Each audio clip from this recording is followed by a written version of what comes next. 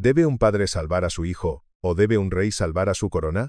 Anoche, la monarquía se vio obligada a elegir, y su veredicto no fue el perdón. Fue declarar al príncipe Harry un activo tóxico y dejarlo caer. La aniquilación financiera acaba de comenzar. La noticia estalló no como un trueno, sino como el frío filo de una daga en la oscuridad. Sucedió como lo hacen todos los desastres reales. Silenciosamente detrás de puertas cerradas. Un dossier financiero, sellado con la cera de secretos que la corona creía inexpugnables, fue filtrado desde los archivos más profundos del Palacio de St. James. Lo que contenía no era un simple escándalo, era una sentencia de muerte para una era. Con un solo número, la fachada cuidadosamente construida por el príncipe Harry durante años se hizo añicos, 150 millones de libras. Una deuda catastrófica que se cierne como un abismo financiero, amenazando con devorar todo lo que ha construido en su exilio dorado de California. Esto no es la especulación de los tabloides, no son susurros anónimos en las sombras de los tabloides. Es la fría y brutal aritmética de un colapso, una verdad escrita en los libros de contabilidad que el palacio ya no puede ocultar. Mientras el mundo esperaba una reconciliación navideña, una farsa de perdón orquestada para las cámaras, algo mucho más grave se desarrollaba en la oscuridad. Un cónclave fantasma tuvo lugar en el corazón de Londres. Vehículos sin marcar, espectros de acero negro deslizándose por las calles empapadas de lluvia, transportaron a las figuras más poderosas de la corona. Su destino no era la calidez familiar de Clarence House, sino la fría y austera sala de una auditoría de emergencia. Sobre la antigua mesa de caoba del Palacio de St. James, donde se han firmado tratados y declarado guerras, el tema no era el perdón ni la sanación de heridas. Era la solvencia. Era la supervivencia. Era decidir si la propia monarquía, como institución, podía permitirse seguir asociada al nombre del príncipe Harry. Durante años, el palacio jugó a la defensiva. Soportó entrevistas explosivas y proyectos editoriales que sangraban la intimidad de la familia, revelando las grietas en los muros del castillo. Pero esa noche, la estrategia cambió de forma irreversible. El escudo fue bajado, y la espada desenvainada. Ante una solicitud desesperada de rescate para salvar la mansión de Montecito, el príncipe William y los ejecutores financieros del rey tomaron una decisión histórica, una que resonará a través de las generaciones de la Casa de Windsor. No se trata de un simple corte de fondos. Es una sentencia de exilio financiero. Están permitiendo que los acreedores avancen.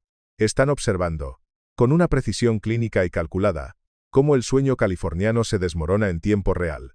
Están enviando un mensaje no solo a Harry, sino al mundo: la sangre ya no es una garantía. El lazo familiar ha sido subordinado a la supervivencia del trono. Las preguntas que ahora resuenan en los pasillos del Palacio de Buckingham son simples pero devastadoras. ¿Cómo un príncipe criado en una riqueza inimaginable acumuló una deuda tan colosal? ¿Y por qué, cuando más los necesita, su propia familia ha decidido dejarlo caer? La corona tiene secretos. Yo tengo la voz. Para comprender el pánico que ahora cruza el Atlántico, debemos entender al hombre que presidía aquella cumbre secreta. No era un diplomático entrenado en la mediación familiar, ni un consejero comprensivo buscando un terreno común. Era Sir Michael Stevens, el guardián del tesoro privado, conocido en los círculos internos del palacio como el libro mayor viviente. Stevens es un hombre que no ve la monarquía como una saga familiar, sino como una corporación milenaria que debe sobrevivir a cualquier coste, por encima de los lazos de sangre o los sentimientos personales. Para él, la salud financiera de la institución no es una prioridad, es el único evangelio. El informe que presentó ante el rey Carlos y el príncipe William no fue un relato, fue la disección forense de un desastre, sin emoción, sin simpatía. Pura matemática expuesta en columnas y hojas de cálculo que narraban una historia de gestión financiera catastrófica. El asunto, Su Majestad, comenzó Stevens, con una voz mesurada y clínica que congeló el aire del antiguo salón, no es el escándalo, es la matemática. Y los números son implacables. Con un gesto preciso, abrió el dossier para revelar lo que llamó la anatomía de la deuda, un desglose aterrador de cómo 100 millones de libras se evaporan cuando se intenta vivir como la realeza sin el soporte institucional que hace sostenible ese estilo de vida. El silencio se apoderó de la sala mientras Stevens, como un cirujano revelando la causa de la muerte, detallaba cada categoría de gasto, cada empresa fallida, cada batalla legal que consumió millones sin ofrecer resultados tangibles. Cada cifra era un clavo en el ataúd del sueño californiano. El rey Carlos, atrapado entre su deber como monarca y su instinto como padre, parecía envejecer con cada palabra. La mandíbula del príncipe William se tensó hasta el límite, sus nudillos blancos sobre la mesa de caoba. La princesa Ana, la encarnación del deber estoico, que había insistido en asistir a pesar de la hora tardía, Permanecía impasible, absorbiendo cada detalle con una mirada de acero. Lo que presenciaban no era solo el fracaso financiero de un hombre. Eran las consecuencias inevitables de quemar los puentes con una institución que, a pesar de sus fallos, siempre había servido como una red de seguridad invisible, incluso para sus miembros más díscolos. Y esa red, esa última defensa contra el mundo real, por primera vez en la historia moderna, acababa de ser retirada. La era de las excepciones reales había terminado, la era de la contabilidad había llegado. Y los números, como había advertido Stevens, no conocían la piedad. El primer corte fue el más profundo, la herida de la que sangran todas las demás. El ancla inmobiliaria que está ahogando lentamente a los Sussex. Con un dedo índice que parecía una sentencia, Sir Michael Stevens señaló la primera cifra en su anatomía de la deuda, la hipoteca pendiente de la finca de Montecito. $14.650.000 aún adeudados por una propiedad que compraron como un trofeo de su libertad. Pero no era solo la cifra lo que silenció la habitación. Eran los términos ocultos en la letra pequeña, veneno escrito en lenguaje legal que los analistas del palacio habían desenterrado. El préstamo, obtenido en un momento de euforia y desafío, estaba sujeto a tipos de interés variables, tipos que se han disparado en la economía estadounidense post-pandemia mientras la Reserva Federal luchaba contra la inflación. La propiedad no es un activo, explicó una fuente del palacio, cuya voz resonaba con la gravedad de la revelación. Es una bestia que devora efectivo cada mes. La tasa de consumo es astronómica. Los impuestos sobre la propiedad en el exclusivo enclave de Montecito superan los $200.000 anuales, una suma que por sí sola superaría los ingresos de la mayoría. La mansión, un palacio en sí misma, requiere un personal a tiempo completo, amas de casa, jardineros, coordinadores de seguridad, chefs privados, un séquito cuyo coste anual asciende a millones. El mantenimiento de esos famosos jardines que proporcionan una frágil privacidad contra los drones de los paparazzi es otro gasto anual de 6 cifras. Requiere los ingresos de un éxito de taquilla de Hollywood cada año solo para cubrir gastos, sentenció Stevens, su voz desprovista de emoción. Y el príncipe Harry no ha tenido un éxito en mucho tiempo. Los pilares que debían sostener este imperio se han derrumbado. Los acuerdos con las plataformas de streaming, que prometían un río de oro, se han secado. Netflix, insatisfecho con el rendimiento, terminó su relación. Spotify canceló su asociación antes de tiempo, con un ejecutivo llamándolos públicamente estafadores, una humillación que resonó en toda la industria. Los acuerdos editoriales se han completado y los anticipos se han gastado, evaporados en el mantenimiento de un sueño insostenible. La mansión de Montecito, una vez un símbolo de libertad y éxito, se ha transformado. Ya no es un santuario, es una jaula dorada. Una lápida de hormigón que los arrastra financieramente bajo el agua, un monumento a la ambición desmedida. La verdad escrita en sangre, una lección que la monarquía ha aprendido a lo largo de los siglos, es que puedes escapar del palacio, pero no puedes escapar de las consecuencias. Luego llegó lo que Sir Michael Stevens, con una precisión glacial, describió como el impuesto a la vanidad. Un agujero negro financiero creado no por la necesidad, sino por el ego. Los asombrosos honorarios legales acumulados por la obsesión del príncipe Harry con los litigios y su necesidad compulsiva de luchar en los tribunales contra cada desaire percibido, real o imaginario. La auditoría atribuyó un estimado de $28 millones a batallas legales en múltiples jurisdicciones. 28 millones gastados no en construir activos o generar ingresos, sino en una guerra quijotesca contra los medios y la percepción pública, una guerra librada en los costosos campos de batalla de los tribunales. Stevens detalló las pérdidas catastróficas, destacando el fallido caso en el que Harry demandó para mantener su protección policial financiada por los contribuyentes. No solo perdió el caso de manera decisiva, sino que se le ordenó pagar las costas legales de la parte contraria. Millones de dólares entregados al mismo gobierno al que estaba demandando, un acto de autoflagelación financiera. A esto lo llamamos quemar capital para comprar silencio, explicó Stevens. Pero el silencio nunca se logró. Por el contrario, cada demanda amplificaba el ruido. Las transcripciones judiciales se convirtieron en registros públicos. El testimonio se convirtió en munición para los críticos. El dinero simplemente se desvaneció en horas facturables que no produjeron nada de valor, solo más titulares dañinos. La estrategia legal, concluyeron los analistas del palacio, era fundamentalmente defectuosa, impulsada por la emoción y no por la lógica. Harry abordó los litigios como una forma de vindicación emocional, no como decisiones estratégicas de negocio. Quería ganar discusiones y castigar a sus enemigos, no calcular si el costo de la victoria excedía con creces su valor. Buscaba en los tribunales una validación que ningún juez podía concederle. Pero la revelación verdaderamente devastadora, la que hizo que incluso la princesa Ana mostrara un atisbo de consternación, fue otra. Gran parte de esta guerra legal se financió a través de préstamos y líneas de crédito concedidas bajo una única y fatal suposición, que la familia real, al final, cubriría cualquier déficit. Los prestamistas creían, incorrectamente, como se demostró, que el rey Carlos nunca permitiría que su hijo incumpliera sus obligaciones. Habían apostado por la sangre, no por el balance. Esa suposición, esa frágil fe en la indulgencia paternal, estaba a punto de ser puesta a prueba de la forma más brutal e irreversible. El impuesto a la vanidad estaba a punto de cobrarse, y la corona no iba a pagar la factura. Finalmente, Stevens desveló el capítulo más irracional y autodestructivo del libro de contabilidad, lo que denominó la prima de la paranoia. Los costos de seguridad que se han disparado completamente fuera de control desde que el príncipe Harry renunció a sus deberes y perdió el acceso al escudo impenetrable de la Policía Metropolitana. El dossier reveló una asombrosa cifra de 31 millones de dólares gastados, adeudados o proyectados en seguridad privada durante los últimos 5 años. 31 millones por una protección que, según los expertos citados en el informe, excede con creces lo que la mayoría de las celebridades, incluso las estrellas de Hollywood de primera línea, consideran necesario o remotamente sostenible. Al abandonar el Reino Unido, Harry perdió más que su hogar. Perdió la protección de la Met Police, una fuerza que protege a los miembros de la realeza no como individuos, sino como manifestaciones vivientes de la institución misma. Los reemplazó con un ejército privado de mercenarios de élite, ex-Navy SEALs, antiguos agentes del servicio secreto, guardaespaldas que cobran tarifas premium y facturan cada segundo de su vigilia.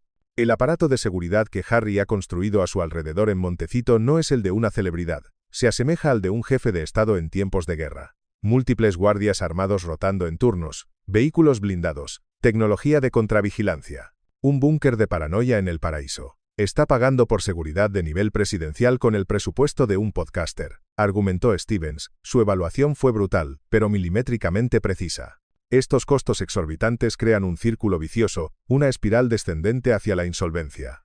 Harry teme genuinamente por la seguridad de su familia, temores que, legítimos o no, se ven infinitamente amplificados al abandonar la protección institucional que una vez dio por sentada. La pérdida de esa seguridad, un privilegio que nunca entendió hasta que desapareció, alimenta un gasto descontrolado que drena sus finanzas. La presión financiera lo obliga a buscar acuerdos mediáticos que generan la misma publicidad que dice despreciar. Y esa publicidad aumenta su perfil percibido, lo que a su vez alimenta su necesidad de más seguridad. Es un motor de autodestrucción perfectamente calibrado. El modelo de negocio es estructuralmente insolvente, concluyó Stevens, pasando la página del dossier como si cerrara la tapa de un ataúd. El príncipe Harry no está simplemente en quiebra temporal. Dirige una empresa que pierde dinero cada vez que se despierta, y la corona ya no está dispuesta a subsidiar sus pesadillas. Más allá de la hipoteca, los honorarios legales y los costos de seguridad, la auditoría reveló otra categoría de pérdida catastrófica, quizás la más humillante de todas. Los acuerdos con las plataformas de streaming que debían ser su salvación, se convirtieron en su sepulcro. El contrato con Netflix, anunciado con la fanfarria de un evento de Estado, prometía más de 100 millones de dólares y debía establecer a Harry y Meghan como creadores de contenido a la par de los Obama, como los nuevos narradores de la era digital. En cambio, se convirtió en una lección magistral sobre cómo no gestionar una productora, un monumento a la arrogancia y la falta de sustancia. La serie documental que finalmente produjeron generó una audiencia inicial significativa, impulsada por la cruda curiosidad y la sed de controversia. Pero la retención de espectadores se desplomó drásticamente, como un globo pinchado. El contenido fue criticado por la crítica y el público como autocomplaciente, fuera de tono y carente del atractivo universal que Netflix esperaba por su masiva inversión. Los proyectos prometidos, una supuesta avalancha de películas, series y programas infantiles, se estancaron en el limbo del desarrollo. Las ideas eran lanzadas y rechazadas. Los guiones, encargados y archivados. Nada avanzaba con la velocidad o la calidad que Netflix exigía de sus socios. La relación, antes celebrada, se agrió más allá de toda reparación. Silenciosamente, sin comunicados de prensa ni declaraciones conjuntas, Netflix se negó a renovar el contrato. Y según los analistas financieros del palacio, los Sussex probablemente recibieron solo una fracción de la cifra principal, quizás tan solo entre 25 y 30 millones, gran parte de los cuales se consumieron en costos de producción, gastos generales y salarios de un personal que producía muy poco. El acuerdo con Spotify colapsó de manera aún más espectacular y pública. Después de producir apenas 12 episodios del podcast de Meghan, muy por debajo del compromiso de varios años que habían firmado, Spotify rescindió la asociación. La humillación fue completa y brutal cuando el ejecutivo Bill Simmons los llamó malditos estafadores en su propio podcast, una etiqueta que se adhirió a su marca como alquitrán. Tomaron millones por adelantado, entregaron un contenido mínimo y se marcharon antes de cumplir con sus obligaciones, explicó un analista de medios citado en el dossier. Ese tipo de reputación en Hollywood hace que sea casi imposible asegurar acuerdos futuros. El desastre del streaming no solo representa ingresos perdidos, representa una oportunidad perdida de forma catastrófica. Esos acuerdos debían ser la base de su independencia financiera post-real. Su colapso dejó un cráter en el modelo de negocio de los Sussex que nunca ha sido llenado, un vacío que ahora amenaza con tragárselos por completo. El escenario de la confrontación de anoche no fue elegido al azar. Llevaba un peso simbólico enorme. No era la calidez doméstica de Clarence House, donde el rey Carlos normalmente lleva a cabo los asuntos familiares. Era el salón de roble del Palacio de St. James, el corazón histórico y palpitante de la administración real, un lugar donde los embajadores son acreditados, donde se conduce el negocio del Estado, y donde las decisiones más frías e impersonales de la monarquía se han tomado durante siglos. Las paredes de roble oscuro parecían haber absorbido el peso de la historia. Alrededor de la antigua mesa de caoba, pulida por generaciones de poder, se sentaban 4 personas, cada una representando un pilar de la corona: el rey Carlos III, el monarca en conflicto; el príncipe William, el heredero y guardián del futuro; la princesa Ana, la encarnación del deber inquebrantable; y Sir Michael Stevens, el verdugo de las finanzas. El aire era denso, pero no de celebración. Es frío, controlado, calculado, cargado de una finalidad que recordaba a la legendaria cumbre de Sandringham de 2020, pero con apuestas que se sentían aún más inmediatas, más existenciales. El rey Carlos, visiblemente afectado, su rostro un mapa de la batalla entre el deber de un rey y el instinto de un padre, habló primero. Según fuentes del palacio familiarizadas con el pensamiento del rey, su instinto era profundamente paternal, una herida abierta. Miró la cifra de $100 millones y no vio solo una deuda. Vio la humillación pública de su hijo, una mancha que podría empañar la corona para siempre. No podemos tener a un hijo del rey compareciendo en un tribunal de quiebras estadounidense, dijo. Según los informes, su voz pesada con el peso de un escándalo potencial. Crea un espectáculo que no podemos controlar. Hace que la monarquía parezca cruel y vengativa por dejarlo caer tan bajo. Carlos sugirió una solución, un bálsamo para la herida, un acuerdo privado.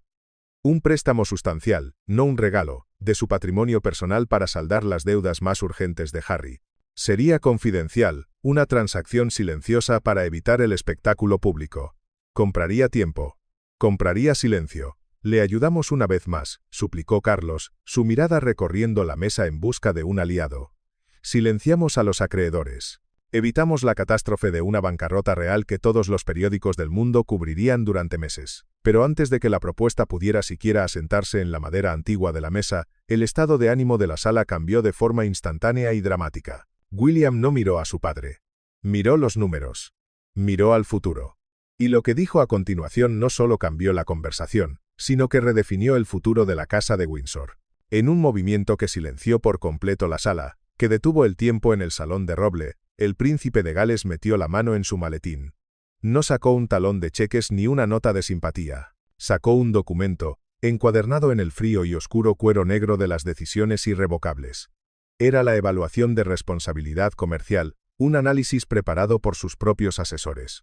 Esto no se trata de salvar a Harry, afirmó William, su voz tranquila pero cortante como un bisturí, desprovista de la angustia de su padre y llena de una certeza helada. Se trata de evitar que financiemos nuestra propia destrucción. El argumento de William, desplegado sobre la mesa como un mapa de batalla, fue brutal, metódico e innegable. Argumentó que rescatar a Harry no era un acto de caridad familiar o deber real. Era un error estratégico catastrófico que dañaría a la monarquía mucho más que permitirle a Harry enfrentar las consecuencias de sus propias elecciones. Tenemos que enfrentar una realidad incómoda, dijo William, sus palabras medidas pero devastadoras. Harry ya no es solo un ciudadano privado viviendo su vida en California. Es un productor de contenido mediático cuyo producto principal somos nosotros. Su modelo de negocio requiere que nuestra familia sea la villana en su narrativa. El príncipe expuso lo que los analistas del palacio habían identificado como el problema de los dos Harrys, una contradicción fundamental que hacía que cualquier rescate fuera inútil. La maquinaria mediática estadounidense que le paga a Harry requiere que sea una víctima, explicó. Si intervenimos y lo salvamos ahora, la narrativa de la víctima se derrumba. Estaría contractual y financieramente incentivado a fabricar una nueva queja, a encontrar una nueva forma de pintarnos como villanos solo para mantener el flujo de contenido. William sacó ejemplos como un fiscal presentando pruebas. Mencionó la entrevista con Oprah, el documental de Netflix, Las Memorias. Cada vez que extendemos compasión, se convierte en un arma, dijo William. Cada conversación privada se convierte en un capítulo del próximo libro. Cada salvavidas financiero se convierte en un respiro para planificar el próximo ataque mediático. Luego, en un acto de poder absoluto, recordó a todos que, como duque de Cornualles, ahora controla los ingresos del ducado, los mismos fondos que históricamente habían mantenido a miembros de la familia, incluido Harry. Ni una sola libra del dinero del ducado cruzará el Atlántico para subsidiar un estilo de vida basado en atacar a la institución que generó esa riqueza, declaró William. Eso no es crueldad, es responsabilidad fiduciaria básica. Concluyó con una metáfora devastadora que selló el destino de su hermano. No solo ha quemado los puentes entre nosotros. Ha erigido peajes en esos puentes, cobrando entrada a cualquiera que quiera verlos arder. Cada vez que intentamos reconstruir, enciende otro fuego, porque las llamas generan más ingresos que la reconciliación. El padre había suplicado. El heredero había sentenciado. El rey, derrotado por el argumento de su heredero, miró a su hermana, la princesa Ana, buscando quizás una voz de moderación, un compromiso que pudiera salvar tanto a su hijo como a la corona. Pero la princesa real ya asentía lentamente, de acuerdo con William.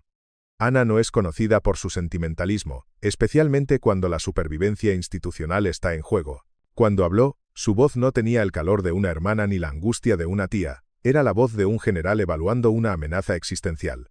No abordó la dimensión emocional. Habló de contagio, del riesgo sistémico que el colapso financiero de Harry representaba para la propia institución. El trauma explica el comportamiento, Carlos, dijo Ana, su tono agudo y preciso como el de un cirujano. Entiendo que Harry lleva heridas profundas por la pérdida de su madre, por las presiones de una vida que no eligió. Siento compasión por ello. Hizo una pausa calculada, dejando que ese raro reconocimiento de la emoción se asentara en el aire frío antes de emitir su veredicto de hierro. Pero el trauma no excusa la imprudencia financiera. Y absolutamente no lo autoriza a vender la privacidad de nuestra familia al mejor postor para pagar esa imprudencia. La compasión no puede, no debe, convertirse en complicidad. Luego, desplegó una metáfora tan simple y devastadora que puso fin al debate por completo.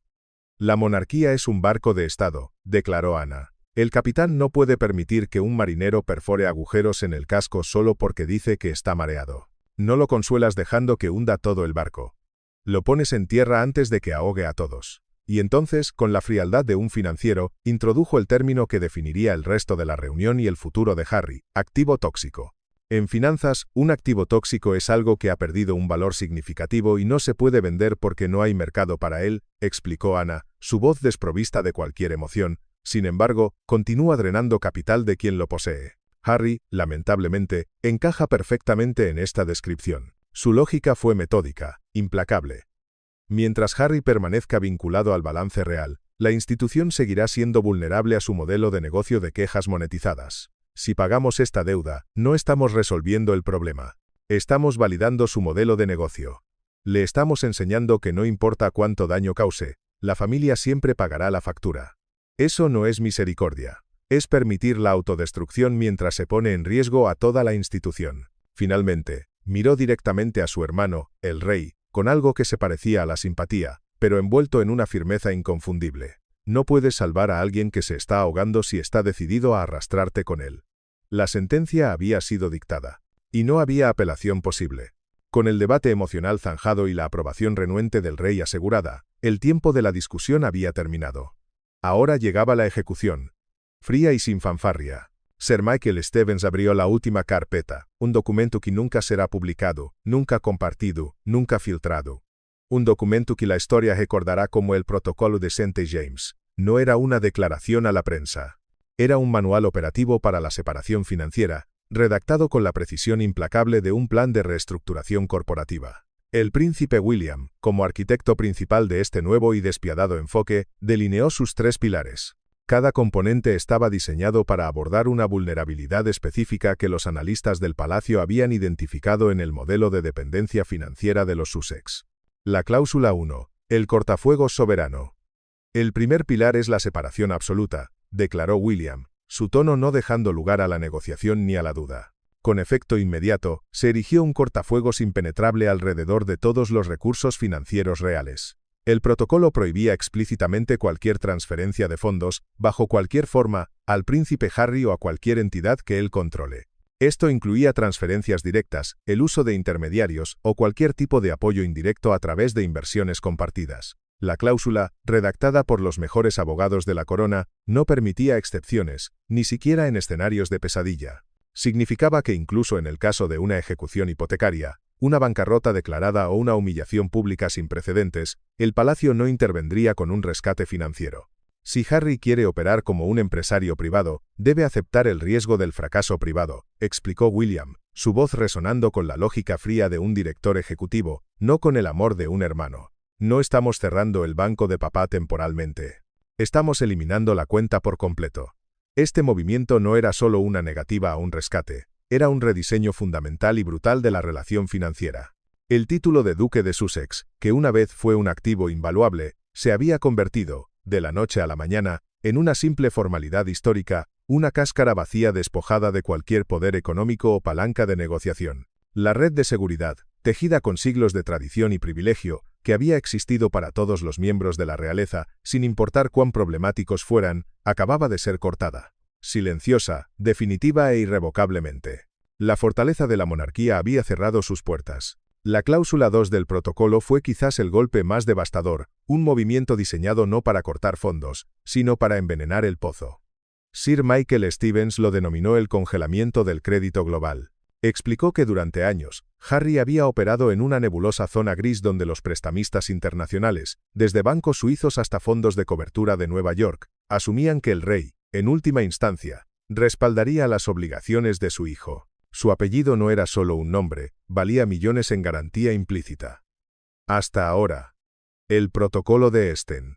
James autorizó una nueva directiva, una que se comunicaría no a través de la prensa, sino a través de los discretos canales de la alta finanza, una notificación de no responsabilidad. A partir de ese momento, la Casa Real informaría silenciosamente a los bancos y agencias de crédito relevantes que el Duque de Sussex era una entidad financieramente independiente y aislada. La corona, aclararía la notificación, no proporcionaba garantías, ni avales, ni red de seguridad alguna para sus obligaciones. Esta notificación, entregada a través de comunicaciones privadas entre el equipo financiero de la Casa Real y los departamentos de crédito de las principales instituciones, destrozaba la garantía invisible que había permitido a Harry vivir muy por encima de sus posibilidades. Su calificación crediticia se desplomará, explicó Stevens, no por falta de pagos, sino porque la base misma de su solvencia, su conexión familiar, ha sido formalmente repudiada. La cláusula 3 fue el golpe de gracia. El mecanismo que formalizó el fin del modelo de estar medio dentro, medio fuera que había creado tantos problemas. El cortafuegos legal y el apagón de comunicaciones. A partir de esa noche, cualquier comunicación proveniente de Montecito sobre asuntos financieros sería desviada directamente a un bufete de abogados externo, contratado específicamente para este propósito. No llegarían al despacho privado del rey Carlos, ni a la oficina del príncipe William. Serían manejadas por abogados cuyo único trabajo era hacer cumplir el protocolo sin las complicaciones del afecto o la culpa. La línea directa a la chequera del rey queda cortada permanentemente, declaró William, sellando la última vía de escape. Este protocolo era una obra maestra burocrática, un sistema diseñado para lograr una separación financiera despiadada mientras proporcionaba una negación plausible ante cualquier acusación de crueldad. El palacio podría afirmar que simplemente estaban respetando el deseo de independencia de Harry. El protocolo no le quitaba sus títulos, un acto que habría causado un clamor público. Simplemente desmantelaba la infraestructura financiera invisible que siempre había existido bajo la superficie de la vida real, convirtiendo el ducado en una cáscara hueca, una marca sin respaldo, un nombre que ya no abría puertas ni aseguraba créditos. A 5.000 millas del pavimento empapado de lluvia del palacio de St. James, el sol salía sobre Montecito. Era martes por la mañana, y el príncipe Harry entró en su oficina, ajeno a que las placas tectónicas de su vida se habían desplazado fatalmente durante la noche. Durante 40 años, había operado bajo una única y reconfortante suposición, un artículo de fe que había definido su existencia. No importaba cuán mal se pusieran las cosas, no importaba cuán lejos empujara los límites, el banco de papá siempre estaría abierto. Creía que si realmente tocaba fondo, si los acreedores amenazaban genuinamente con la ejecución hipotecaria, el palacio, la institución, intervendría silenciosamente para evitar la vergüenza. Estaba esperando una transferencia, esperando una salvación que solo existía en su imaginación. La revelación no llegó con un fanfarria dramática. Llegó con el clic de una línea telefónica, con una humillante llamada que hizo añicos cada suposición que Harry había albergado desde la infancia. Según fuentes familiarizadas con la cronología, su equipo financiero había programado una llamada con la oficina de enlace del Ducado de Cornualles. Esperaban el habitual tono cortés y deferente. Cuando la llamada se conectó, la voz al otro lado era diferente. No era el amable ayudante de Clarence House que Harry había conocido desde niño. Era un asesor legal de una firma externa, exactamente como el protocolo de St. James ordenaba. «Me temo que eso no es posible, señor», dijo el funcionario, su tono profesional pero completamente desprovisto de calidez o negociación. El equipo de Harry insistió, explicando la urgencia. La hipoteca vencía. Los acreedores se estaban volviendo agresivos. «¿Sabe el rey?», preguntó uno de los asesores de Harry, la desesperación filtrándose en su voz. «La directiva viene de Londres», respondió la voz con una finalidad devastadora. «La Casa Real tiene estrictamente prohibido facilitar arreglos de crédito personales para el duque de Sussex. La solicitud es denegada. Buenos días». La línea quedó en silencio. A esto, los conocedores del palacio lo llaman la línea fría. El momento exacto en que un miembro de la realeza se da cuenta de que ha sido formalmente aislado, no temporalmente, sino permanentemente. El rechazo no terminó ahí. En cuestión de horas, llegó un correo electrónico formal del equipo legal externo del palacio. No solo se denegaba la solicitud de rescate, sino que el palacio reclamaba deudas antiguas, una factura detallada por los costos pendientes de las renovaciones de Frogmore Cottage. El mensaje era cristalino. Ya no eres un beneficiario, eres un deudor. El pánico se instaló. Intentó contactar con un ayudante de confianza en Clarence House. El número ya no existía. Intentó enviar un correo electrónico al servidor privado. Acceso denegado. Harry ya no era un príncipe en el exilio. Era solo un hombre con una deuda de $100 millones y una línea telefónica desconectada. Mientras el sol se pone sobre los teléfonos silenciosos de Montecito, una realidad diferente, más fría y dura, se asienta sobre el príncipe Harry. El protocolo de St. James nunca se trató solo de $100 millones. Se trataba de definir el coste de la libertad, de grabar en piedra las consecuencias de la traición. La dura lección que emerge de esta crisis, como un espectro que se alza de las cenizas de puentes quemados, es sobre el precio de la admisión a una vida fuera de la jaula dorada. En la vida, como en los negocios, no puedes incendiar la sede central y luego esperar que la empresa cubra tus gastos de manutención. Harry quería la autonomía de un ciudadano privado, pero exigía la red de seguridad financiera de un príncipe real. Olvidó una verdad fundamental, que la verdadera independencia significa pagar tus propias facturas, especialmente cuando las luces se apagan. Algunos, en su sentimentalismo, llamarán a William frío por negar este rescate a su propio hermano. Otros, aquellos que entienden el peso de una corona milenaria, lo llamarán un director ejecutivo racional, un futuro rey salvando una institución histórica de lo que equivalía a una OPA hostil desde dentro. William se dio cuenta de que el repuesto se había convertido en un pasivo financiero, un activo tóxico que amenazaba con infectar todo el sistema. Al cortar el cordón umbilical de las finanzas reales, William no destruyó a su hermano, lo obligó, quizás por primera vez en su vida, a enfrentar las verdaderas consecuencias de la independencia. La era de la red de seguridad real ha terminado. La era de la responsabilidad, brutal y sin adornos, ha regresado. La monarquía ha sido protegida. Pero su paz ha sido rota, y en el silencio inquieto que sigue, una verdad persiste: no todas las heridas están destinadas a sanar. El banco de papá está cerrado, sus bóvedas selladas no con acero, sino con un decreto. La verdadera contabilidad apenas ha comenzado. Y el príncipe Harry, solo en su palacio californiano, está a punto de aprender que la libertad sin responsabilidad no es libertad en absoluto. Es solo un aislamiento caro con una hipoteca que no puede pagar.